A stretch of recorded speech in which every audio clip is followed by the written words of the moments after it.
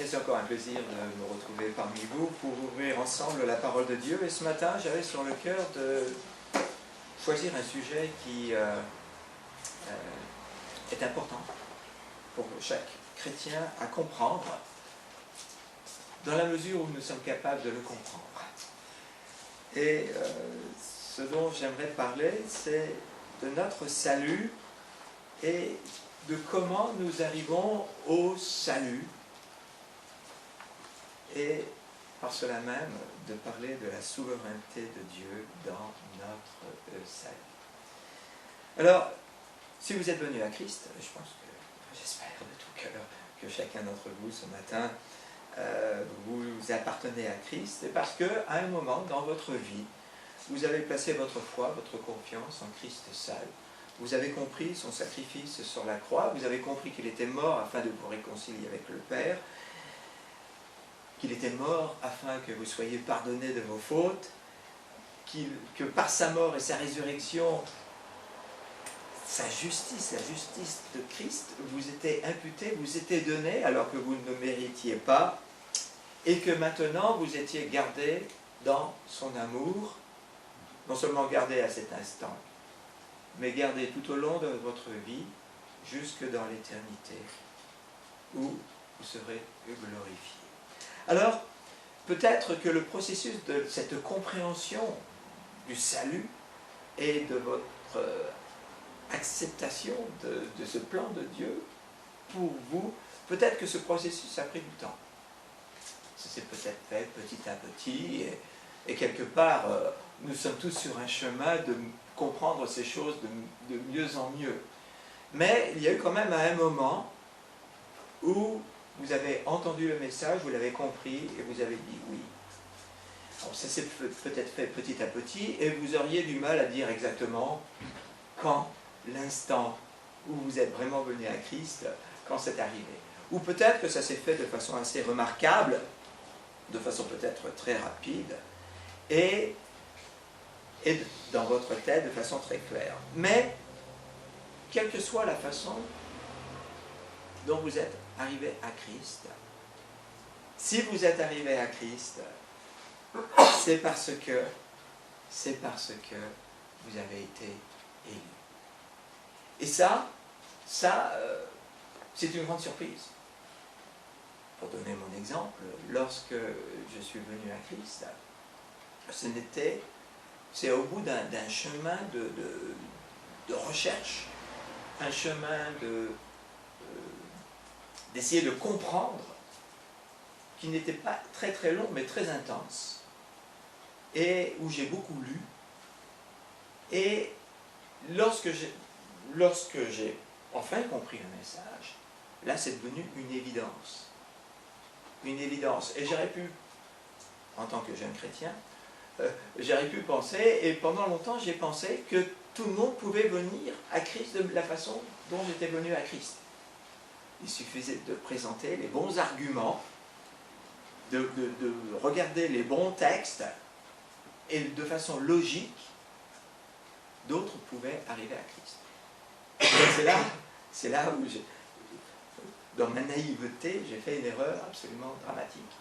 Dieu m'a appelé d'une certaine façon parce qu'il me connaît. Et il appelle chacun de façon différente.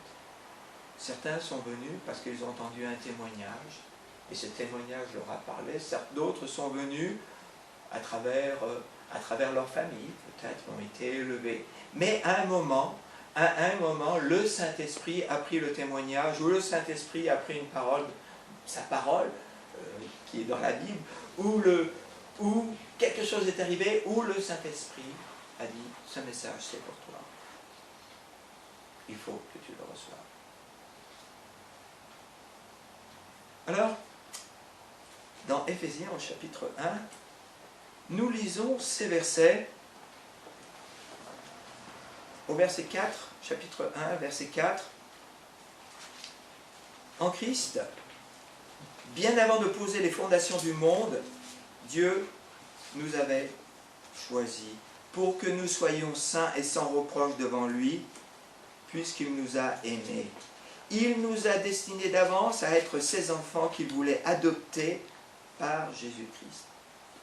Voilà ce que dans sa bonté, il a voulu pour nous, afin que nous célébrions la gloire de sa grâce qu'il nous a accordée en son Fils bien-aimé. Et ici, Paul nous dit quelque chose d'absolument extraordinaire. C'est que Dieu, dans son dessein bienveillant, nous avait choisis quand? Avant la fondation du monde. Et que son projet pour nous est un projet de toute éternité. Il nous a aimés, il nous a destinés d'avance, verset 5, à être ses enfants qu'il voulait adopter. Son projet passe par le sacrifice de Jésus, parce que c'est seulement en lui que nous pouvons être adoptés par Dieu.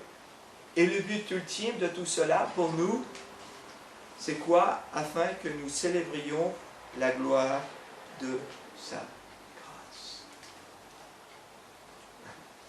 Donc, ici, Paul nous dit de façon très très claire que selon le bon plaisir de sa volonté, Dieu nous a choisis. Et il continue, toujours au chapitre 1, verset 11, il nous dit « C'est aussi en Christ qu'il nous a accordé notre part d'héritage, conformément à ce qu'avait fixé celui qui met en œuvre toutes choses selon l'intention qui inspire sa décision.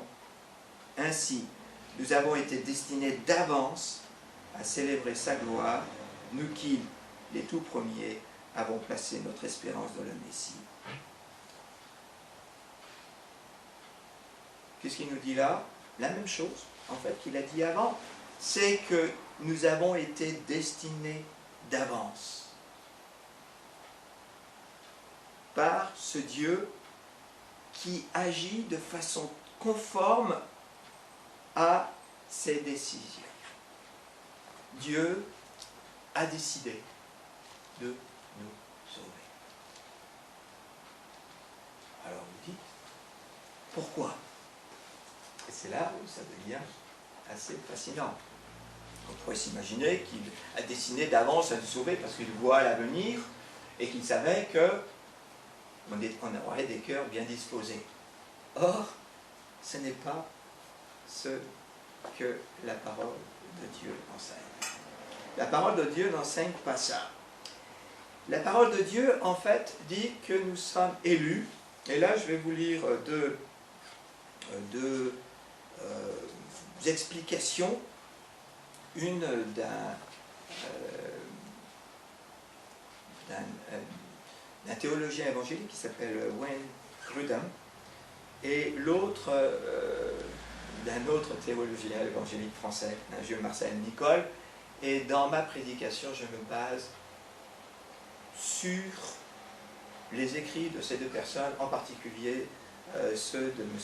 Nicole, dont vraiment vous conseille dans chacune de vos librairies d'avoir son précis de doctrine, et pas juste pour que ça garde la poussière, que ça soit joli, mais pour véritablement l'ouvrir et réfléchir aux grandeurs de Dieu et de son salut. Alors, Grudem nous dit que l'élection est une action de Dieu avant la création, c'est ce que nous venons de voir, par laquelle il choisit certains pour le salut, pas à cause de mérites que Dieu aurait vu par avance en eux, mais seulement à cause de son plaisir souverain.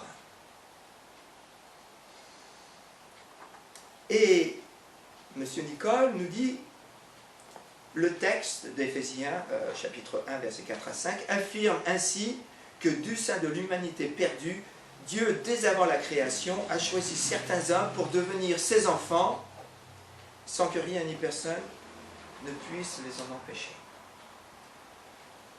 Pourquoi? Parce que c'est le désir souverain, le plan souverain de Dieu.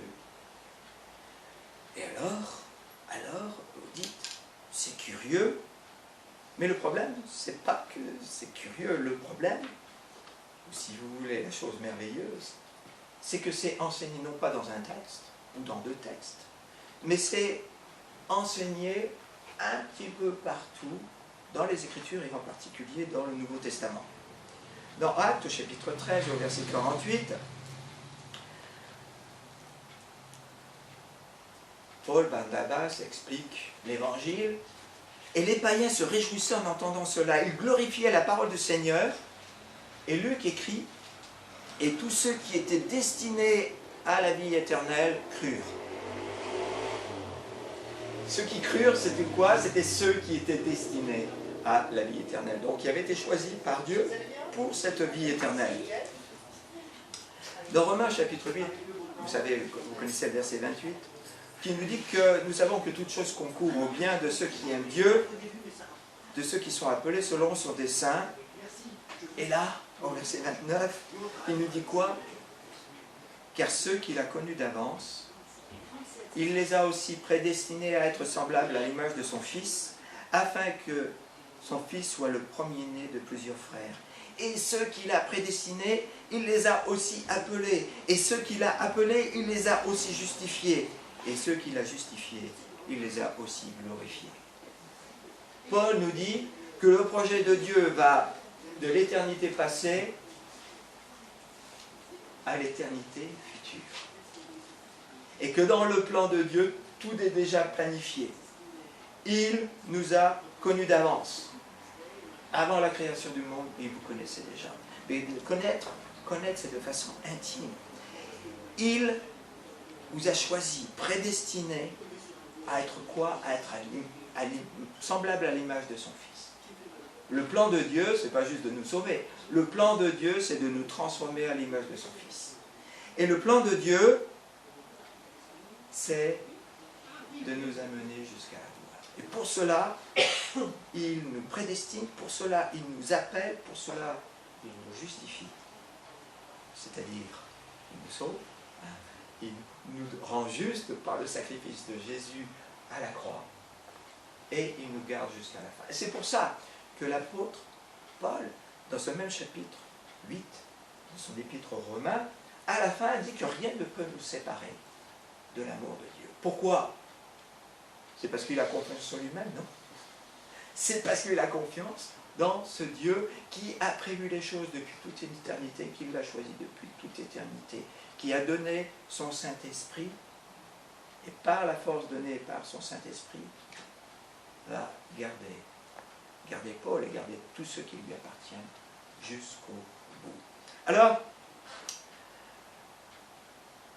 nous avons Éphésiens, chapitre 1, versets 4 à 6, et puis 11 et 12. Dans 1 Thessaloniciens, au chapitre 1, verset 4, l'apôtre dit, « Nous savons, frères bien-aimés de Dieu, que vous avez été élus. » Et comment est-ce qu'il sait ça? Eh bien, il l'explique. « Notre évangile ne vous a pas été prêché en parole seulement, mais avec puissance, avec l'Esprit Saint et avec une pleine persuasion. » Il dit, « Je sais que vous êtes élus, parce que l'évangile a été prêché avec puissance au milieu de vous, vous avez répondu à cela. » Dans même cette première épître aux Thessaloniciens, au chapitre 2 et au verset 13, Paul dit, « Pour nous, frères bien-aimés du Seigneur, nous devons à votre sujet rendre continuellement grâce à Dieu, parce que Dieu vous a choisi dès le commencement. » De quel commencement parle-t-il? Pareil que dans Éphésiens. Dès le commencement, c'est-à-dire des commencements du monde, même avant ce commencement, pour le salut, par la sanctification de l'Esprit et par la foi en la vérité. Le salut vient comment? Par l'Esprit. Le projet de Père est appliqué par Christ, le sacrifice de Christ, et appliqué aussi par l'Esprit qui nous permet de comprendre ces choses-là, qui nous sanctifie, qui nous rend saints, non seulement qui nous justifie, mais qui nous rend saints, et par la foi. La foi dans le message, dans la vérité. C'est à quoi il vous a appelé par notre évangile pour que vous possédiez la gloire de notre Seigneur Jésus-Christ. Vous notez bien là, le but ultime, c'est la gloire.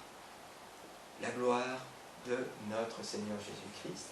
Les mêmes idées que nous trouvons dans Éphésiens, nous les retrouvons là aussi. Alors, il y a d'autres textes. Dans 2 Timothée, au chapitre 1 et au verset 9, il parle aussi que nous sommes sauvés, que nous avons reçu une sainte vocation, non à cause de nos œuvres, mais selon son propre dessein, selon la grâce qui nous a été donnée en Jésus-Christ avant les temps d'éternel. Donc l'apôtre Paul, là, remet une couche en disant, si vous êtes sauvés, c'est parce que Dieu, dans son dessein, vous avez choisi avant les temps éternels, et donc vous a appelé à une sainte vocation, et notez bien, ce n'est pas à cause de vos œuvres. Ce n'est pas comme si Dieu avait vu nos œuvres en avance en disant, ben celui-là, il vaut le coup de le chercher. Je vais le chercher parce que voilà. Non, c'est pas à cause de nos œuvres. C'est par la grâce que nous sommes sauvés par le moyen de la foi. Il n'y a pas de nous, c'est le don de Dieu. On aimerait pouvoir penser, ah ben Dieu nous a choisis parce que nous sommes meilleurs que les autres.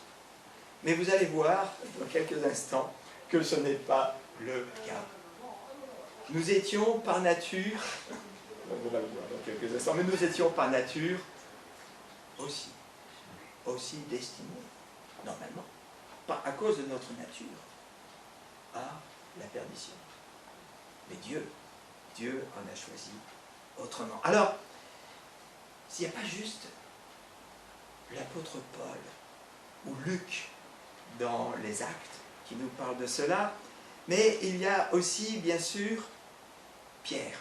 L'apôtre Pierre qui nous dit, dans sa première épître, au chapitre 1, au verset 1, il dit « Pierre, apôtre de Jésus-Christ, à ceux qui sont étrangers et dispersés dans le Pont, la Galatie, la Cappadoce, l'Asie et la Bithynie, et qui sont élus selon la prescience de Dieu le Père, par la sanctification de l'Esprit, afin qu'ils deviennent obéissants et qu'ils participent à l'aspersion du sang de Jésus-Christ, que la grâce et la paix vous soient multipliées. » Il dit quoi donc? Si vous appartenez à Christ, c'est parce que Dieu vous avez choisi, le Père vous avez choisi avant toute chose. Et le fait, la preuve qu'il vous a choisi, c'est quoi? Qu'il vous a donné son esprit. Et le but de donner son esprit, c'est que nous soyons transformés en l'image de Jésus-Christ. Et là, il nous dit, afin que nous devenions obéissants. Et que nous participions donc au salut qui est dans le sacrifice de Christ.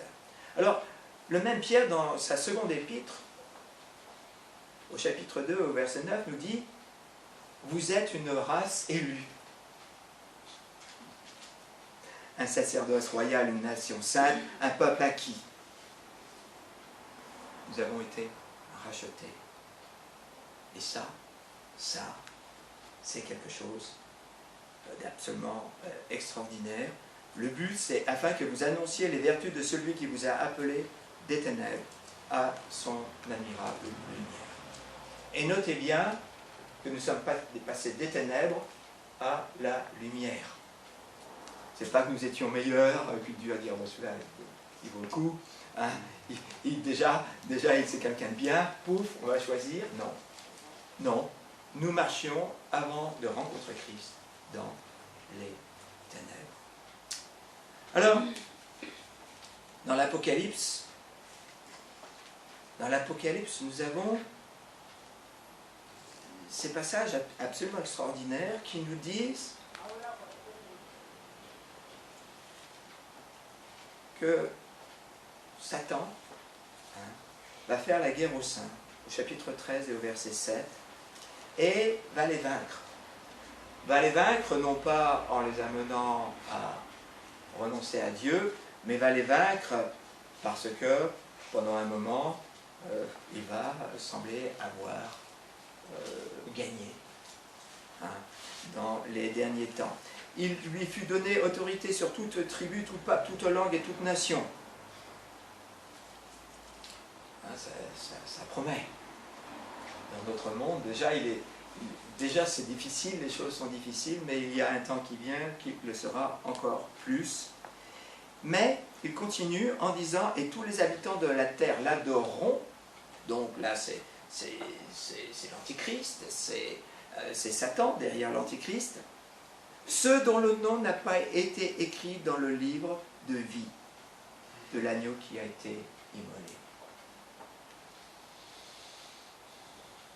Ceux qui suivront Satan, c'est ceux dont le nom n'a pas été écrit dans le livre de l'agneau, dans le livre de Jésus.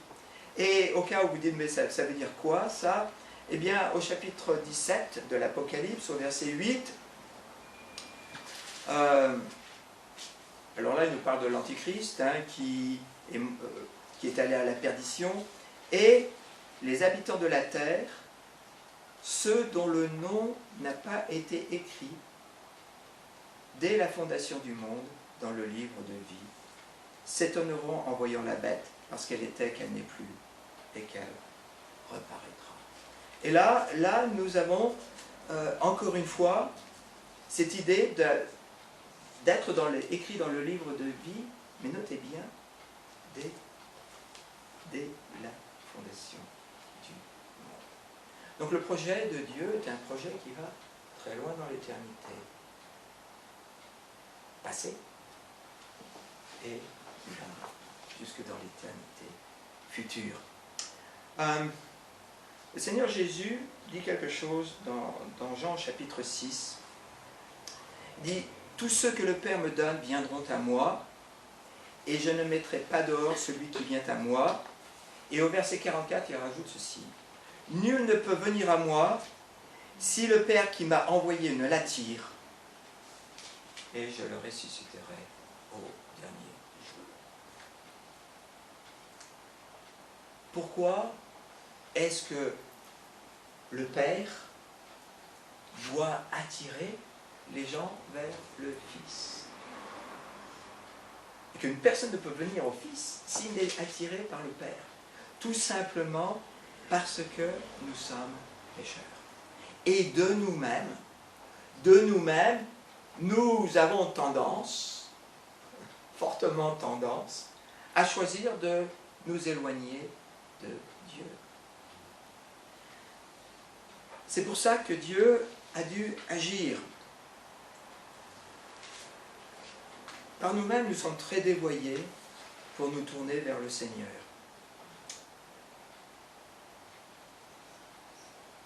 Dans Jean chapitre 8 au verset 34, dit que celui qui commet le péché est esclave du péché. Et un esclave n'a pas trop le choix de faire autre chose que ce que son maître dit. Si nous sommes esclaves du péché, quelque part, nous allons suivre ce que le péché nous dicte.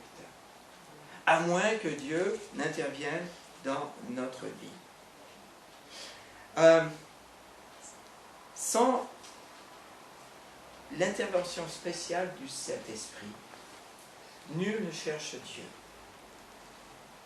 C'est ce que Paul nous explique dans le chapitre 3 de son épître aux Romains. Tous ont péché et nul ne cherche Dieu. Bon, il ne dit pas il y en a certains, non. Par nous-mêmes, nous sommes incapables de chercher Dieu. Nous savons qu'il y a quelque chose. Je crois que dans l'être humain, il y a ce sentiment qu'il y a quelque chose autre. Hein, c'est ce sentiment de l'éternité qui est placé dans le cœur de l'homme, qui nous dit qu'il y a quelque chose d'autre, quelqu'un d'autre peut-être même. Mais par nous-mêmes, nous ne sommes pas capables de véritablement le chercher et de le trouver, si ce n'est que le Père attire le croyant vers lui, celui qui va devenir son enfant. Alors, comprenez bien, lorsque les apôtres disait aux personnes de se convertir. Il leur disait quoi? Qu'ils devaient placer leur confiance en Jésus-Christ et qu'ils devaient se repentir. D'accord? Alors vous dites, la foi, ben, c'est quelque chose que je choisis. La repentance, c'est quelque chose que je fais. La foi, c'est bien quelque chose que vous choisissez. Et la repentance, c'est quelque chose que vous faites. Mais même ça, la repentance et la foi sont des œuvres de Dieu dans votre vie. Ainsi, dans sa deuxième épître à Timothée, l'apôtre Paul, au chapitre 2, au verset 25, dit que le serviteur du Seigneur doit redresser avec douceur les contradicteurs. Pourquoi? Dans l'espoir que Dieu leur donnera la repentance. C'est Dieu qui donne la repentance. Ce n'est pas dans l'espoir qu'ils arriveront à la repentance. Il aurait pu dire ça. Mais il ne dit pas ça. Il dit dans l'espoir que Dieu leur donnera la repentance. La repentance est un don qui vient de Dieu. C'est le Saint-Esprit qui nous amène à la repentance. Alors, dans Philippiens chapitre 2 au verset 9, il nous est dit ceci: Dieu vous a fait la grâce non seulement de croire en Christ, mais encore de souffrir pour lui. Donc la grâce de croire, ça fait partie de la grâce de Dieu, que nous puissions croire. Et dans la grâce de Dieu, dans son projet, alors là on n'aime pas l'entendre ça, c'est aussi le potentiel de souffrir pour Christ. Alors au premier siècle, ça, pour les chrétiens, c'était pas un gros problème de souffrir pour Christ, parce que la société était tellement éloignée de la pensée de Dieu que les pauvres chrétiens se retrouvaient toujours en porte-à-faux avec la société et se retrouvaient persécutés. Et là, Paul dit que ça aussi c'est une grâce. Ça veut dire que ça fait partie du plan de Dieu et que ça veut dire aussi que dans son plan, Dieu nous donne la force de pouvoir traverser ces difficultés. Dans Philippiens chapitre 2 au verset 13, il dit que Dieu opère en nous le vouloir et le faire selon son dessein bienveillant. Vous voulez suivre Dieu, vous voulez faire ce qu'il demande, c'est parce que Dieu est en train de travailler dans votre cœur par son esprit, et c'est lui qui suscite en vous la capacité de lui obéir et la capacité à le suivre. Alors, ce sont des textes absolument extraordinaires, et il y en a même encore plus extraordinaires. Vous pouvez vous dire, et les autres? Puisque nous venons à Christ, parce que Dieu nous a choisis dès avant la création du monde, qu'en est-il de ceux qui ne viennent pas à lui? Et là, nous sommes devant quelque chose que nous ne comprenons pas tout à fait. Parce que la Bible nous enseigne que Dieu désire, ou même veut, que tous parviennent à la connaissance de la vérité. La Bible nous dit que Dieu ne désire pas la mort du pécheur. Et pourtant, la Bible dit aussi que dans son décret souverain, Dieu va permettre que certains aillent à la perdition. Et lorsqu'ils vont à la perdition, et c'est là où notre compréhension a besoin de véritablement de s'humilier devant Dieu, parce que c'est pas tout à fait, dans notre perspective, ce n'est pas tout à fait logique. Si nous sommes sauvés, c'est par la grâce seule de Dieu. C'est par le plan de Dieu.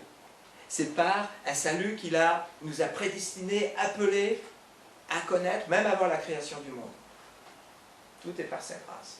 Mais si vous êtes perdu, c'est parce que vous refusez de venir à Jésus. C'est parce que vous refusez de venir à Dieu. Si vous êtes perdu, c'est parce que vous ne voulez pas. Et c'était le reproche que Jésus faisait. Il disait, vous ne voulez pas venir à moi pour être sauvés.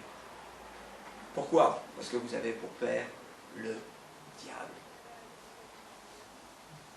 Vous avez pour père le diable. Alors, les amis, nous sommes devant des choses qui sont compliquées. Je vous ai dit déjà que nous sommes choisis selon la Bible. Alors peut-être maintenant dans l'éternité on comprendra d'autres choses. Mais selon la Bible, selon ce que nous pouvons lire dans la Bible, nous sommes choisis par la volonté souveraine de Dieu, sans que nous ayons mérité quoi que ce soit. Lorsque nous étions encore pécheurs, Christ est mort pour nous. Ce n'est pas nous qui avons aimé Dieu en premier, c'est lui qui nous a aimés. Et nous répondons à son amour. Et Paul, dans Éphésiens, au chapitre 2, au verset 3, nous dit que nous étions des enfants de la colère comme les autres. Des enfants de la colère, ça veut dire quoi? Normalement, à cause de nos fautes et de nos péchés, nous aurions dû subir la colère de Dieu et être séparés de lui pour l'éternité. Mais voilà, Dieu n'a pas choisi cela. Et l'apôtre Paul lui-même se voyait comme étant pécheur, avant que Christ ne l'appelle. Dans sa tête, avant que Christ ne l'appelle, il servait Dieu. Il persécutait l'Église en s'imaginant servir Dieu. Et combien aujourd'hui, combien de personnes s'imaginent servir un Dieu en persécutant ceux qui appartiennent véritablement à Dieu. Il faut prier pour ces personnes-là, qu'elles reçoivent cette grâce et qu'elles comprennent qu'elles ne font pas plaisir à Dieu. Mais c'est pour ça que, puisqu'il comprenait avoir persécuté les chrétiens, il s'appelait le premier des pécheurs. Paul se disait être le premier des pécheurs. Alors,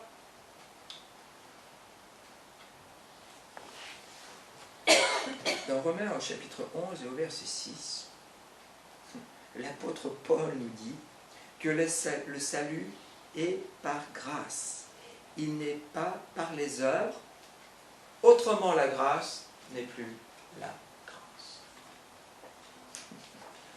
C'est une logique imparable. C'est un don. Si c'est un don, on ne le mérite pas. On le reçoit, mais aucun de nous ne le mérite. Et c'est la même chose qu'il dit dans Éphésiens chapitre 2, verset 8-9.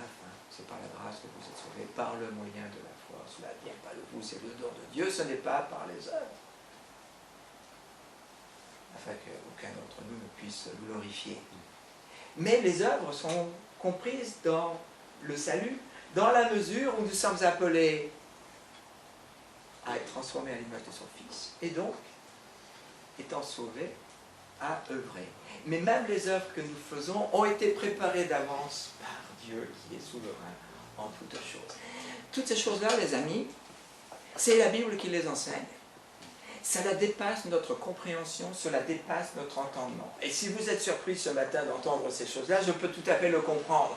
Mais je vous invite à lire attentivement les Écritures et vous verrez que c'est enseigné de façon très claire, même si ça dépasse notre entendement et même notre compréhension très humaine de ce qui est juste et de ce qui est injuste. Et c'est là, avec cet enseignement, où il faut faire très attention. Le motif de notre élection repose dans la volonté secrète de Dieu et non en nous. Vous dites, mais c'est pas juste. Et Paul adresse cet argument aussi. Alors j'aimerais que vous tourniez avec moi, là, si vous avez vos Bibles, dans Romains, dans l'épître de Paul aux Romains, au chapitre 9.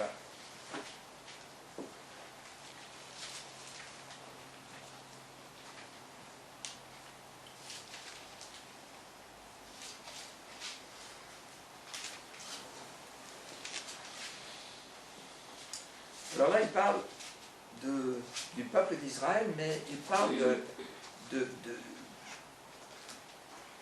de l'appel de Dieu aussi. Et dans Romains, au chapitre 9, au verset 11, il parle donc des jumeaux, hein, Jacob, Ésaü, et lorsque les enfants n'étaient pas encore nés, et ils n'avaient fait ni bien ni mal, afin que le dessein d'élection de Dieu subsiste, sans dépendre des œuvres, et par la seule volonté de celui qui appelle, il fut dit à Rebecca, l'aîné sera assujetti au plus jeune, selon qu'il est écrit, j'ai aimé Jacob et j'ai haï Ésaü. Que dirons-nous donc? Y a-t-il en Dieu de l'injustice? Loin de là. Car il a dit à Moïse, je ferai miséricorde à qui je fais miséricorde, et j'aurai compassion de qui j'ai compassion. Ainsi donc, cela ne dépend ni de celui qui veut, ni de celui qui court, mais de Dieu qui fait miséricorde. Ça veut dire quoi ça? Ça veut dire que Dieu, dans sa souveraineté, décide à qui il fera miséricorde, et il ne nous demande pas notre avis.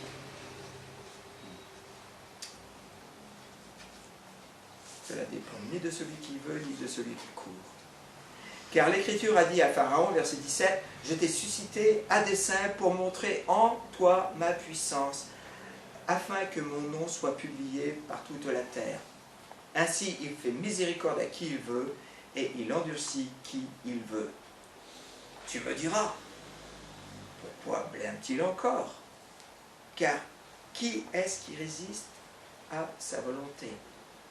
Ô homme, toi plutôt, qui es-tu pour contester avec Dieu? Le vase d'argile dira-t-il à celui qui l'a formé, pourquoi m'as-tu fait ainsi? Le potier n'est-il pas maître de l'argile pour faire avec la même masse un vase d'honneur et un vase d'usage vil? Et que dire si Dieu, voulant montrer sa colère et faire connaître sa puissance, a supporté avec une grande patience des vases de colère formés pour la perdition? Et s'il a voulu faire connaître la richesse de sa gloire envers des vases de miséricorde qu'il a d'avance préparés pour la gloire. Ainsi il nous a appelés non seulement d'entre les Juifs, mais encore d'entre les païens. Et là, Paul dit, vous ne comprenez pas? Il n'y a rien à comprendre. Il y a juste à accepter. Vous ne pouvez pas contester avec Dieu. Nous savons qu'à la fois c'est un Dieu qui est riche en miséricorde et qui va être glorifié. Il va être glorifié par ceux qui se tournent vers lui. Il va être aussi glorifié par ceux qui se détournent de lui. Sa justice va être démontrée dans ceux qui se détournent de lui, et sa miséricorde et sa justice aussi a été démontrée dans ceux qui se tournent vers lui. Et ça, c'est le choix de Dieu. Alors, dans Romains, au chapitre 11 et au verset 7, il dit ceci, « Quoi donc? Ce qu'Israël cherche, il ne l'a pas obtenu, mais les élus l'ont obtenu, tandis que les autres ont été endurcis. Selon qu'il est écrit, Dieu leur a donné un esprit d'assoupissement, des yeux pour ne point voir, des oreilles pour ne point entendre, jusqu'à ce jour. Et David dit, que leur table soit pour eux un piège, un filet, une occasion de chute, une rétribution. Que leurs yeux soient obscurcis pour ne point voir, et tient leur dos continuellement courbé. » Lorsque le Seigneur Jésus parlait aux foules, il nous est dit qu'il parlait souvent en parabole, même parfois seulement en parabole. Pourquoi? Parce que pour ceux qui avaient été appelés, les paraboles étaient compréhensibles. Mais pour ceux qui ne désiraient pas véritablement venir au Messie, les paraboles étaient incompréhensibles. Et leurs yeux ne pouvaient voir, leurs oreilles ne pouvaient entendre. Alors les amis, ce que je vous dis, c'est ce que la Bible dit. Je ne vous dis pas que c'est totalement compréhensible à nos esprits humains. Je dis seulement qu'il faut arriver quand même à entendre ce chose. Alors,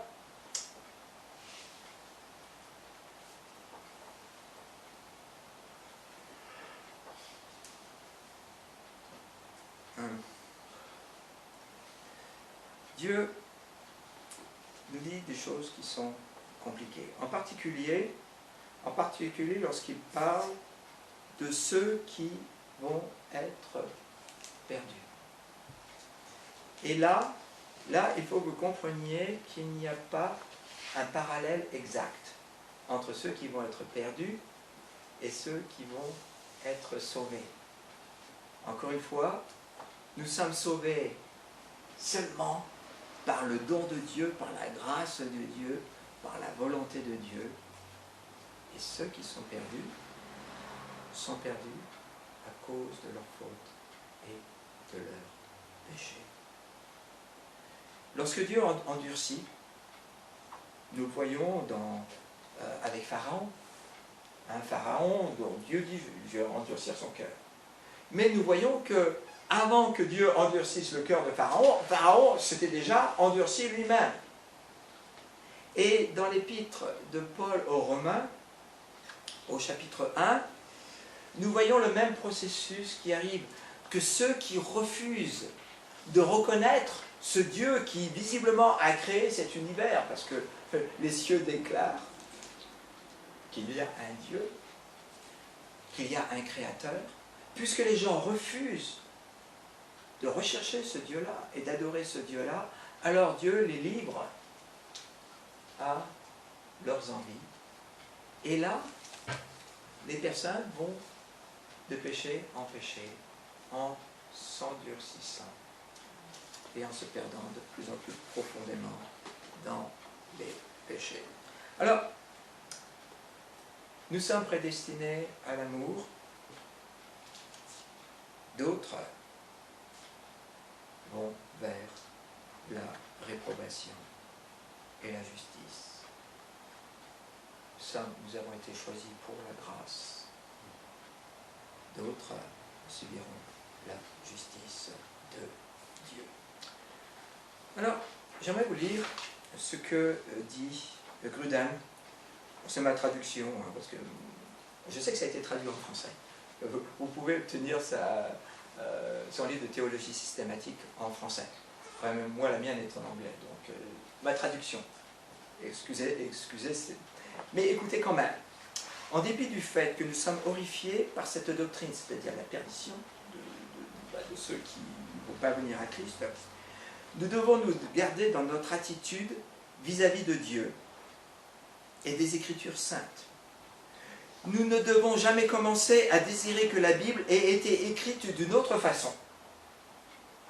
Parce que ça peut être notre réaction. Oh, j'aurais préféré que Paul ne dise pas ça. J'aurais préféré que ça ne soit pas dit.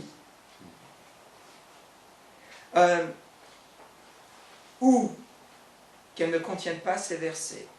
De plus, si nous sommes convaincus que ces versets enseignent la réprobation, alors nous sommes obligés d'y croire et d'accepter cela, écoutez bien, comme quelque chose de juste de Dieu. Pourquoi? Parce que Dieu est juste. Dieu est bon. Il ne fait rien de mal.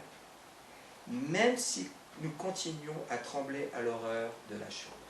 Ça ne veut pas dire qu'on doit aimer. J'ai entendu certains prédicateurs qui disent lorsque les gens seront envoyés en enfer, nous applaudirons.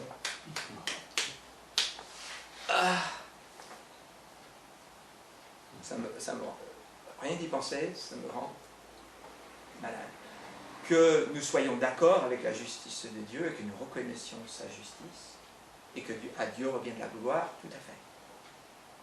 Mais d'applaudir et de dire tu l'as bien mérité, je ne peux même pas imaginer la chose. Nous pouvons trembler à l'horreur de cela. Dans ce contexte, cela ne peut pas nous surprendre de voir que Jésus peut remercier Dieu à la fois pour avoir caché la connaissance du salut et de l'avoir révélé à d'autres. Dans Matthieu chapitre 11, versets 25 et 26. Alors les amis, à quoi est-ce que ça sert, cette doctrine qui est enseignée du salut? Encore une fois, à la rigueur, on aurait pu ne pas l'avoir. On dit voilà, on est sauvé, chacun est libre de choisir. Et puis, si tu ne choisis pas, bien, c'est ta faute. Et on dit ça. Si tu ne choisis pas bien, c'est ta faute. Car le salut doit être annoncé à tous. Alors, à quoi est-ce que ça sert? D'abord, comme un réconfort. D'abord, comme un réconfort. Pourquoi? Parce que nous savons que ce Dieu est souverain et qu'il choisit toujours pour le bien de celui qu'il a appelé. Vous vous souvenez, Romains 8, verset 28. Nous savons que toute chose concourt au bien de ceux que Dieu a appelés. Donc la souveraineté de Dieu nous console. Quoi qu'il arrive dans notre vie, nous savons que Dieu est là, qu'il ne nous a pas laissé tomber, qu'il ne nous a pas lâchés, et qu'il va nous amener jusqu'au bout. Et encore une fois, je l'ai déjà dit parmi vous, mais la fin du chapitre 8 nous montre que Paul n'est pas à se dire, mais tout va bien arriver, et rien de mal ne va arriver. Non, il dit, il y a plein de choses qui sont terribles qui peuvent arriver. La persécution, la prison, toutes sortes de souffrances. Et Paul en savait quelque chose, puisqu'il est passé par toutes sortes de souffrances.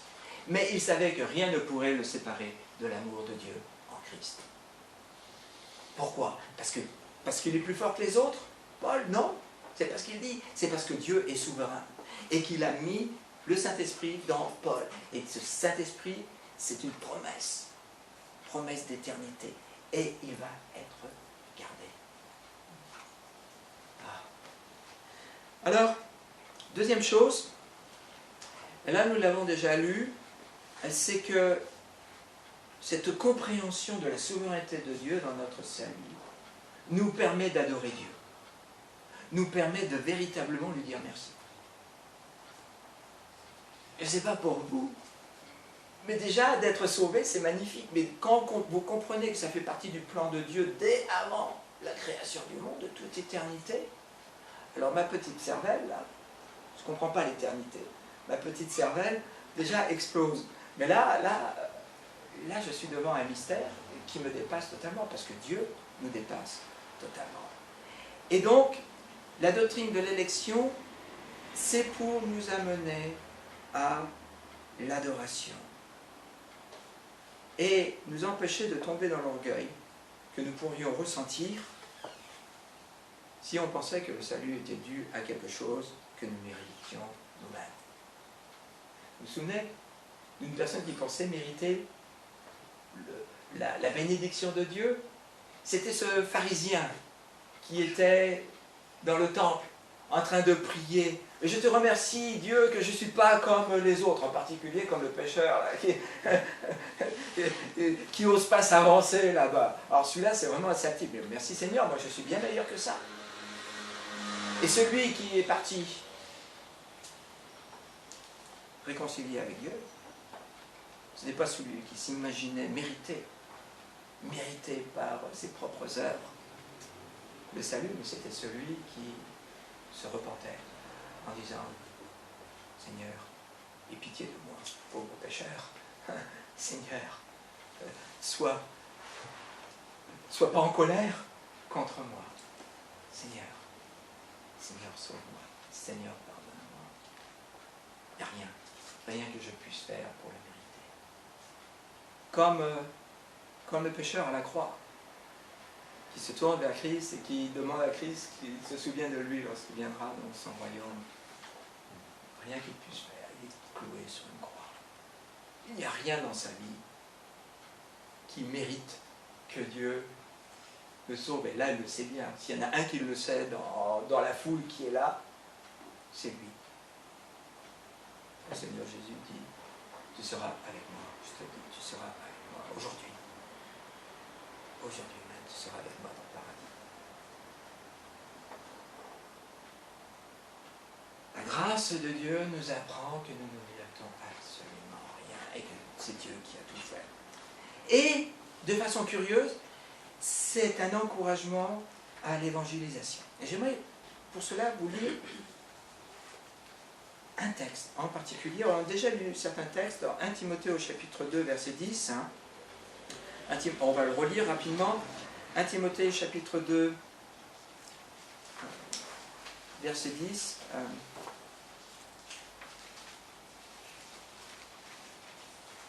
Attendez. Non, en fait, je ne l'ai pas lu. Alors, on va le chercher. 1 Timothée 2, 10.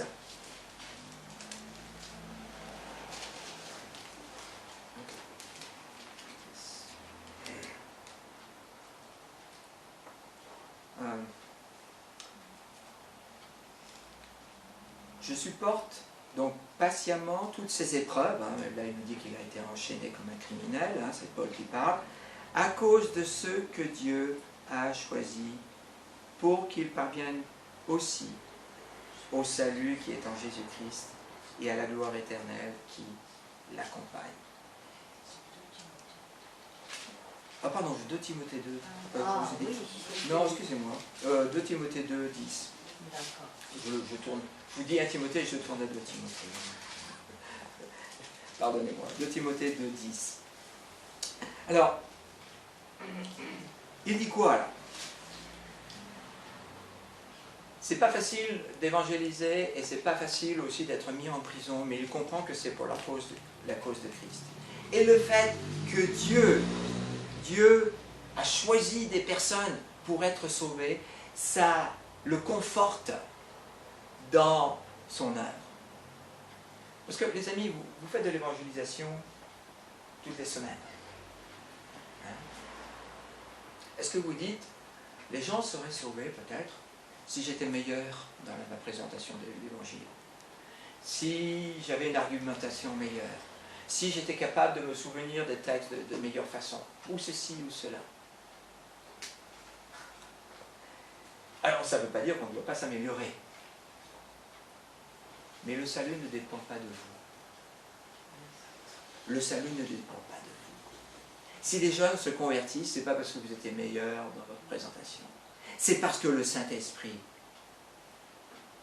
a travaillé dans le cœur de cette personne. Et pourquoi est-ce que le Saint-Esprit a travaillé dans le cœur de cette personne? Parce que cette personne avait été choisie avant la création du monde. Et que le plan de Dieu se met en œuvre. Et ça nous encourage à témoigner, parce qu'on se dit, oh, tous ces gens ne veulent rien entendre. Ils sont perdus. Ils ne veulent rien entendre. Lorsque je me posais des questions sur le salut, je parlais aux pasteurs, et j'enquiquinais les pasteurs avec mes questions. Et les pasteurs, à cette époque, avaient décidé que me parler était de la perte de temps. Vraiment. Ils ont découragé Angela et sa maman de continuer, d'essayer de me convaincre. Ils disaient, celui-là, vous perdez votre temps avec. Ça, c'était présumé du plan de Dieu. Humainement parlant, oui. Humainement parlant, on dit, oh là, celui-là, il est tellement loin, moi, je ne vois pas comment il va venir. Ah, et Dieu, dans sa grâce, est capable de prendre le pire pécheur et de l'amener à lui. Et ça, c'est un encouragement à l'évangélisation, parce que nous ne savons pas dans cette foule, peut-être dans ceux qui sont narquois, dans ceux qui vous narguent, dans ceux qui vous-même vous insultent, dans cette foule, ce que Dieu va faire. Et nous ne savons pas qui a été choisi depuis toute l'éternité. Donc c'est un encouragement à continuer. Et j'aimerais donc, je vous ai dit, je vais vous lire un texte, dans le livre des Actes, au chapitre 18,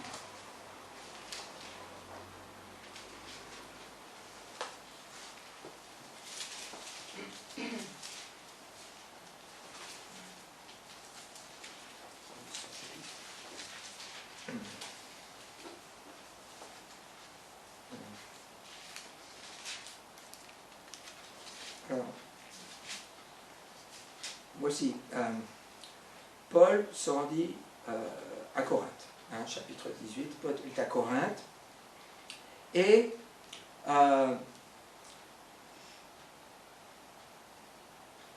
il parlait, il essayait de convaincre dans la synagogue chaque sabbat les Juifs.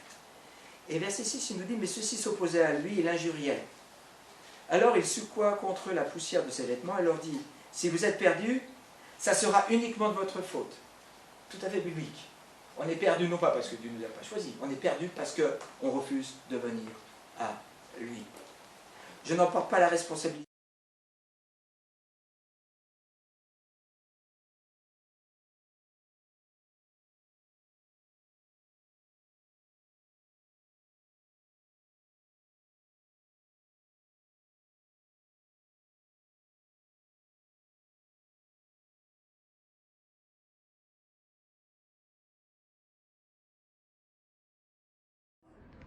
Toutes ces personnes qui se battent contre Paul. Verset 10, je suis avec toi. Personne ne pourra s'attaquer à toi pour te faire du mal. Pourquoi? Car il y a dans cette ville un peuple nombreux qui m'appartient. Il dit à Paul, tu es certainement découragé, peut-être même tu as peur, peur pour ta vie. Tu te dis peut-être, mais à quoi ça sert d'être ici? Il y a déjà des personnes qui se sont converties, donc je peux partir. Et Dieu lui dit non, tu vas continuer. Tu vas continuer, pourquoi? Parce qu'il y a un peuple nombreux dans cette ville qui m'appartient. Dieu sait qu'il y a des personnes dans la ville de Rochefort qui lui appartiennent. Dieu sait qu'il y a dans l'île de Ré des gens qui lui appartiennent. Amen. Parce qu'on pourrait regarder et se dire, c'est compliqué. C'est compliqué. Seigneur, merci. Merci parce que tu sais ce que tu fais. Tu as tout prévu depuis toute l'éternité. Et tu nous donnes la force de marcher pour tes voies. Nous allons prier. Seigneur, je te demande de nous aider à bien comprendre ce qui a été expliqué à partir de ta parole ce matin. Nous avons vu de nombreux textes et peut-être que ce sont des textes que tout le monde n'a pas totalement compris ou des textes auxquels certains n'ont pas véritablement prêté attention. Seigneur, nous sommes émerveillés par ta grâce, cette grâce qui nous dépasse, ce don du salut qu'aucun de nous ne mérite. Nous savons tout cela et encore, Seigneur, nous sommes encore plus surpris que nous-mêmes de savoir que c'est toi qui donnes le désir et le faire. C'est toi qui accordes la repentance. C'est toi qui nous donnes à la foi. C'est toi qui nous donnes ton esprit pour que nous soyons transformés en l'image de ton Fils, mais avant cela, pour que nous puissions comprendre le salut. Seigneur, autrement, nous vivons aveuglés par le maître de ce monde, par Satan. Nous sommes incapables de comprendre les choses spirituelles si tu n'étais pas là pour intervenir. Et Seigneur, merveille des merveilles, nous apprenons, une fois que nous venons à toi, que c'était un plan qui va d'éternité en éternité. Que ce n'est pas un hasard, mais que c'est toi. C'est toi, Seigneur, qui nous a aimés avant la fondation du monde, qui nous a choisis avant toutes choses, et qui va nous amener jusqu'au bout. Alors, Seigneur, notre désir, c'est de te glorifier. De te glorifier pour un salut si merveilleux qui nous dépasse totalement. Te glorifier parce que ton projet nous dépasse encore complètement. Te glorifier parce que c'est pour ça que tu nous as créés. Et Seigneur, merci parce que tu nous réconfortes aussi. Nous savons que dans ta souveraineté, tu ne permets rien qui soit trop compliqué, trop difficile. Dans ta souveraineté, tu es capable de prendre toutes choses pour les transformer pour notre bien ultime. Seigneur, nous savons que rien ne pourra nous séparer de ton amour. Nous voulons te prier pour tous ceux qui font partie de ton peuple et qui ne le savent pas encore. Seigneur, que tu nous diriges vers eux.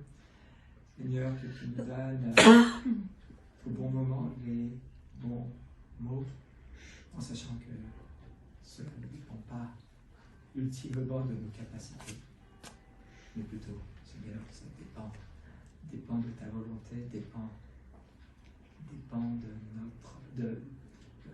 de ton esprit qui travaille dans le cœur, et pour ton Seigneur, dans ta miséricorde et dans ta souveraineté, tu as décrété que tu nous ferais participer à ton œuvre. Alors Seigneur, ne permets pas que nous soyons désobéissants, mais plutôt encourageants. Et nous prions toutes ces choses à la gloire de ton nom et par le nom du Seigneur Jésus. Amen. Amen.